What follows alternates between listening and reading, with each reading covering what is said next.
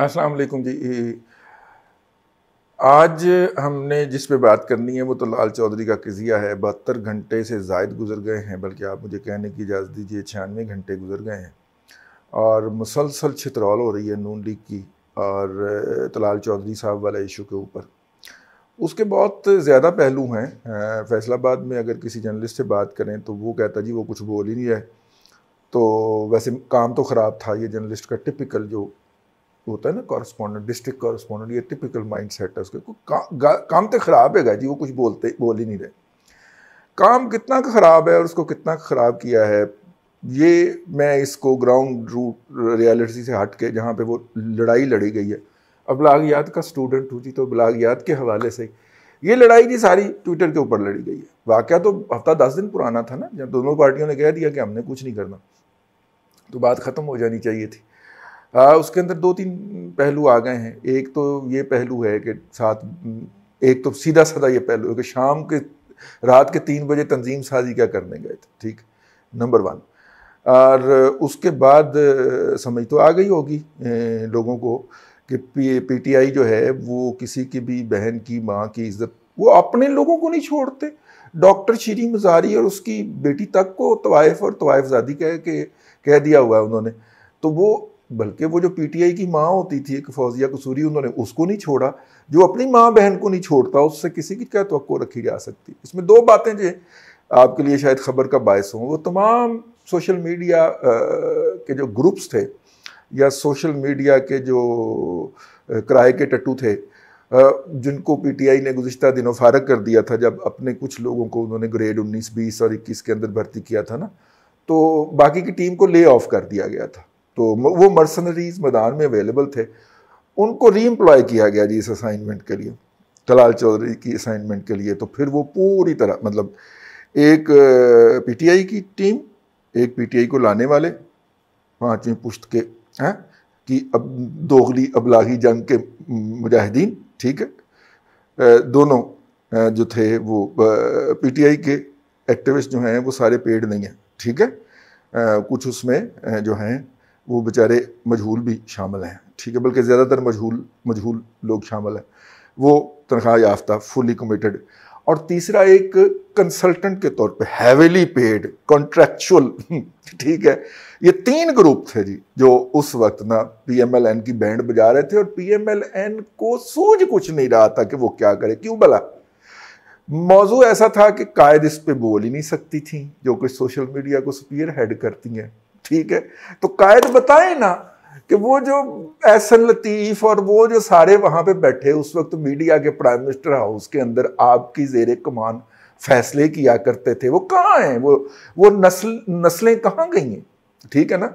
वो चवल हजरात कहाँ पे गए हैं? वो जाके मुलाजम हो गए किसी न किसी एडवर्टाइजमेंट कंपनी के, ठीक है। ये टगे की औकात है आपकी। मेरा मतलब है कि आप के लोग जो कि रेनी डेज में, सॉरी, वो क्या कहते हैं, बाहर के दिनों में आपके साथ थे, जैसे ही वो खिज़ां आई है तो वो तितर बितर होके उन्होंने नौकरियां तलाश कर ली हैं। फवाद हसन फवाद ने बैंक अल फलाह के अंदर नौकरी तलाश कर ली थी, ठीक है।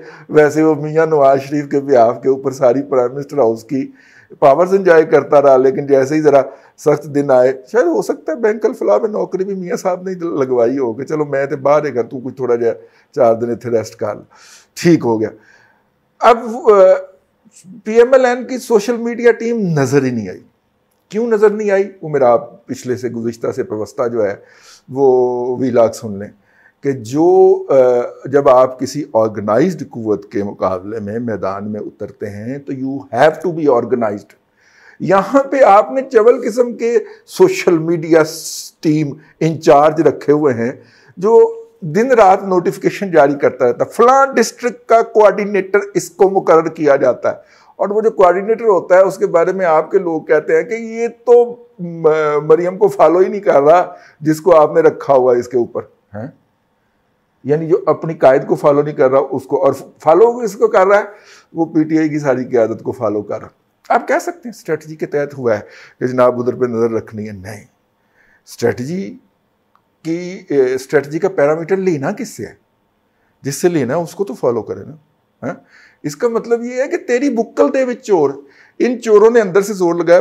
PMLN इसमें वाज़े तौर पे दो हिस्सों में नजर आई। तलाल चौधरी साहब जो हैं वो बोलते हैं, खूब बोलते हैं, और जो आयशा रजब अली हैं वो बड़ी डेडिकेटेड खातून हैं PMLN के साथ। उनके वालिद साहब रजब अली साहब जो हैं वो कैंसर में थे, बेड रिडन थे, लेकिन नवाज शरीफ को वोट डालने आए थे। ठीक है, असम्बली के अंदर जब मेरा मतलब है कि वो मार्का दरपेश हुआ था तो उनकी सपोर्ट में आए थे। तो इतने डेडिकेटेड वर्कर की साहबजादी को टिकट देना तो बनता था। अब वो अपने बेटे के लिए कोशिश कर रही, एक वर्जन ये है, वो अपने बेटे के लिए कोशिश कर रही है, दूसरा वो। मैंने PTI के एक दोस्त से पूछा कि भाईजान यार ये वारदात किस हद तक दुरुस्त है? मैंने कहा कि ये जितना कि बताएंगे उसमें जमा तफरीक करके हम कोई हकायक निकाल सकेंगे। उन्होंने कहा ये बिल्कुल ही फजूल है। तो मैंने कहा तो की कर रहे हो फिर, सोशल मीडिया पे की कर रहे हो? वो तो पार्टी लाइन है ना। अच्छा, मैंने कहा फजूल क्यों है? कहते आपको तो इस बात का तजर्बा नहीं है, हमें तो तजर्बा है। जो इस तरह के काम होते हैं ना वो खातून के घर जाके नहीं किए जाते, अपने डेरे पे किया जाते। मैं कहता हूँ अंत बड़ा तजर्बा होने इस गलत नाराज हो गए इस बात के ऊपर, बड़ी मुश्किल से उन्हें फोन पे मिन्नत करके, और नहीं यार वो जुगत कराइए, आप सीरियस ले गए। नहीं, मैंने कहा तो अंत बड़ा तजर्बा होना। कहते नहीं यार तुसी जो है ना हर वेले ही ना नून लीगिए बने रहे। मैं कहा नून लीगिए केड़ी गल, ठीक है, ये क्या ये गलत है? क्या बारिश के अंदर जो था वो खवातीन जो है भीगे कपड़ों के साथ धरने में नहीं नाचती रही? तो छो जी तुहानू तो मेरा मतलब नून लीग बड़ा सारा लिफाफा देंदी है। मैं कहा जिन्ना तुसी देंदे हो देंदे सो जो नून लीग हुकूमत में सी जिन्ना कि तुसी देंदे सो उन्ना की वो देंदे। ठीक, खैर कहने लगे कि वो बेसिकली ना ये बिल्कुल ही गलत बात है। मैंने कहा बिल्कुल ठीक हो गया, ये PTI के एक दोस्त की बात मैंने कहा आपसे अर्ज कर दूँ। तो इस बात को उड़ाना कितना मुश्किल था कि अगर आपके पास एक काउंटर किस्म की 150 लोगों की एक टीम होती, तो यानी इतनी बड़ी पार्टी में 150 लोगों की ऑर्गेनाइज्ड टीम नहीं है। तो इससे आप अंदाजा कर लें कि वो कितनी ऑर्गेनाइज्ड है। इसी नवाज शरीफ को अपनी इस औकात का पता है। यही वजह है कि वो मौलाना को साथ लेके चलना चाहते हैं कि मेरे को तो सारे इस तरह के डड्डू है ने, ठीक है, और वक्त आने के ऊपर इनमें से किसी ने भी तकड़ी में नहीं बैठना, सब ने कूद जाना इधर उधर। डड्डुओं को तोड़ने वाली पंजाबी की मिसाल है ना कि कोई नामुमकिन काम हो तो उसकी मिसाल दी जाती है। ये तो ऐसे ही है जैसे मेंढकों को तोलना, तकड़ी वो वाली जो उठाई जाती थी हाथ में, आजकल ऐवान अदल के बाहर लटक रही होती है। उस तकड़ी में आप मेंढक नहीं तोल सकते, क्योंकि आप जब आप ऐसे ऊंचे ऊंचा करेंगे मेंढक जंप करके बाहर निकल जाएंगे। ठीक हो गया? तो ये जनाब PMLN एग्जैक्टली इस वक्त डड्डुओं वाली पार्टी बनी हुई है कि इसे एक जगह पे इकट्ठा करना बहुत मुश्किल है। उनकी क़यादत ये कहती है कि जनाब, लेकिन उसके अंदर एक कैडर तो होता है ना जो ऑर्गेनाइज्ड लोगों का हो, जो कायद का अपने कायद की बात ले और उसे ऑर्गेनाइज तरीके से आगे फैलाए। नहीं है, और ये उसकी पहला शाखसाना निकल आया। ये वो चवल हजरात हैं, मैं क्या कहूँ इससे ज़्यादा, मैं क्या कहूँ कि नवाज शरीफ साहब ने सोशल मीडिया ज्वाइन किया, PTI ने अपनी तमाम टीमें और PTI के सरपरस्तों ने तमाम टीमें झोंक दी कि नवाज शरीफ के प्रोफाइल पे जाके उसको गंदी गालियाँ निकाल रहे थे। और ये भला क्या कर रहे थे? ये अपनी इंडिविजुअल पोस्टें करके, अपनी सेल्फियाँ लगा के, ओ कायद बब्बर शेर, और वो और नीचे अपना हल्का और जनाब काउंसलर और MPA और फलाना फलाना लिख रहे थे। वो उधर जाके अपने कायद का दिफा करो, तो कायद की कुत्ते वाली हो रही है, उनको पता ही नहीं है डुंगुर। ठीक है, तो इस तरह के लोगों के साथ ऐसे ही होना चाहिए, और ये मेरिट पे हो रहा है, कुछ ज्यादा वो नहीं है। आप आए हैं एक ऐसी पार्टी के मैदान जंग के अंदर जिसने यहां पे गंद डाल के इतना आला मुकाम हासिल किया है, और जिनके पास 8 से 16 हजार ऑर्गेनाइज्ड पेड लोगों की टीम की सपोर्ट है। ठीक है, और आप जनाब तो मैं मियां साहब का आशिक ही गवा, रोजाना एक पोस्ट लगा के तो उसकी तरफ से मैं अपनी MPA की सीट पक्की कर रही। हद है वैसे ईमान से। इन लोगों की, इन नून लीगियों की हालत देख के ना रोना तो नहीं आता, हंसी बहुत आती है यार, ये क्या कर रही है। ये बिल्कुल ऐसे ही है कि जैसे शांज़ेलिज़े स्ट्रीट के अंदर कोई तोती बांध के और पगड़ी रख के चला जाए कि मैं मियां नवाज शरीफ तो ज्यादा ही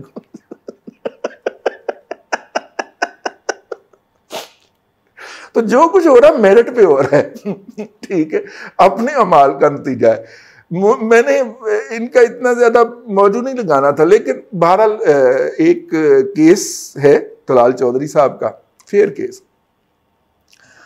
ठीक है, लेकिन 3 बजे जो था, जाहिर है कि वो उनका एक ख़ानदानी कॉन्फ्लिक्ट भी है जो अखबार के अंदर छपा भी है कि उसका शाखसाना हुआ है, लेकिन वो तमाम बयानियाँ जो था वो किसी भी जगह पे PMLN प्रेजेंट नहीं कर पाई।